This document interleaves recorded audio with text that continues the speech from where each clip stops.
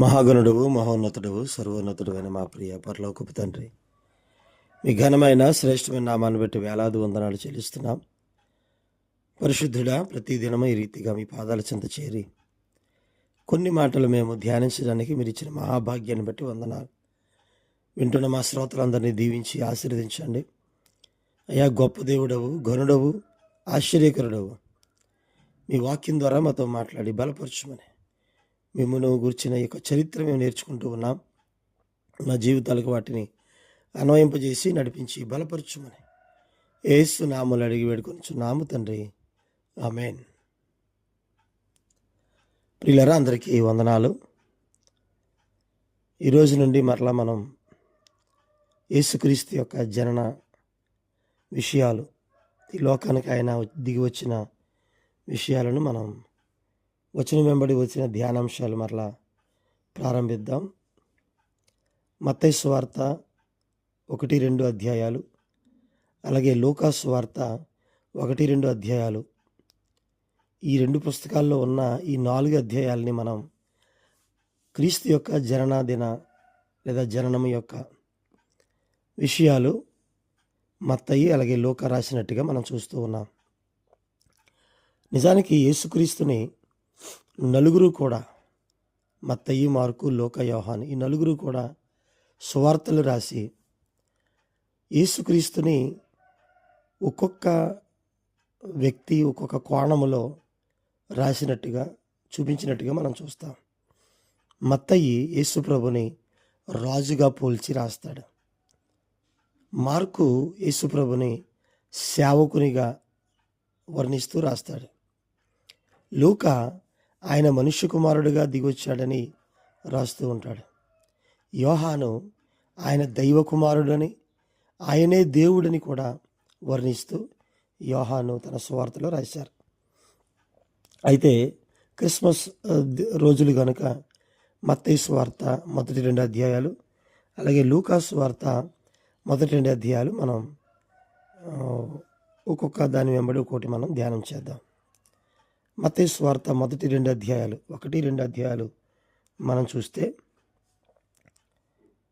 ఆ 2 అధ్యాయాల్లో కూడా యేసుక్రీస్తు యొక్క రాజు, ఆయన రాజ్యం, ద కింగ్స్ బర్త్ అనే టైటిల్ మనం ఇవ్వచ్చు. అయితే మత్తయి సువార్త మొత్తాన్ని కనుక మనం చూస్తే మొదటి 10 అధ్యాయాలు కూడా మత్తయి సువార్తలో రాజు యొక్క ప్రత్యక్షత మనం చూడవచ్చు.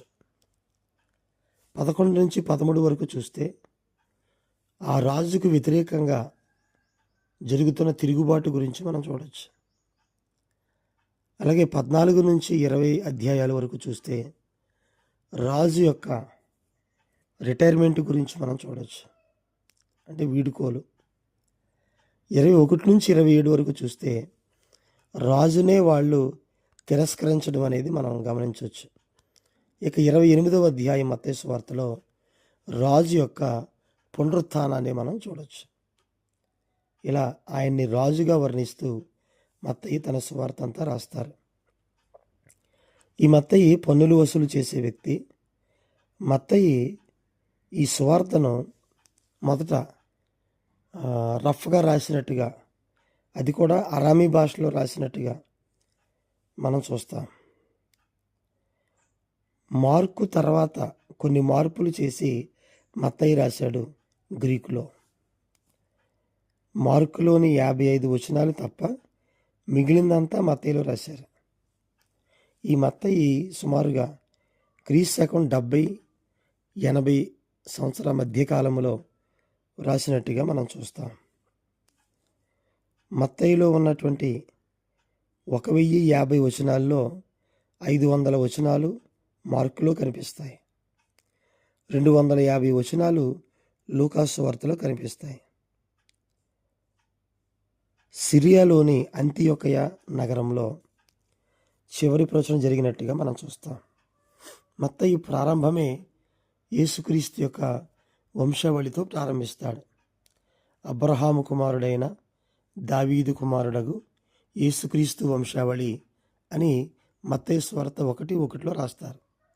ఎందుకు అనంటే మత్తయి తన సువార్తను యూదుల కొరకు రాశాడు. The gospel of the king, ఆ పుస్తకాన్ని మత్తయి సువార్తని యూదుల కొరకు రాశాడు. అంటే యూదులు మెస్సియ కోసం ఎదురు చూస్తున్నారు. పాత నిబంధన ప్రవచనాలు మెస్సియను గురించి చెబుతున్నాయి కనుక ఆ మెస్సియను గురించి చెప్పినటువంటి ఆ పాత నిబంధన ప్రవచనాలు ఇలా నెరవేరాయి క్రీస్తులో అని మత్తయి తన సువార్తలు వాటిని కోట్ చేస్తూ, పాత నిబంధన ప్రవచనాలు చాలా వరకు కోట్ చేస్తూ మత్తయి తన సువార్తను రాసినట్టుగా మనం చూస్తున్నాం. రేపటి నుండి వచనం వెంబడి వచ్చిన ధ్యానాంశాలు మత్తయి సువార్త 1-2 అధ్యాయాలు, అలాగే ప్రభు చిత్తాన్ని బట్టి లూకా సువార్త 1-2 అధ్యాయాలు కూడా మనం ప్రతిదినం ధ్యానం చేద్దాం. దేవుడు తన మాటలు దీవించును గాక. ఆమేన్.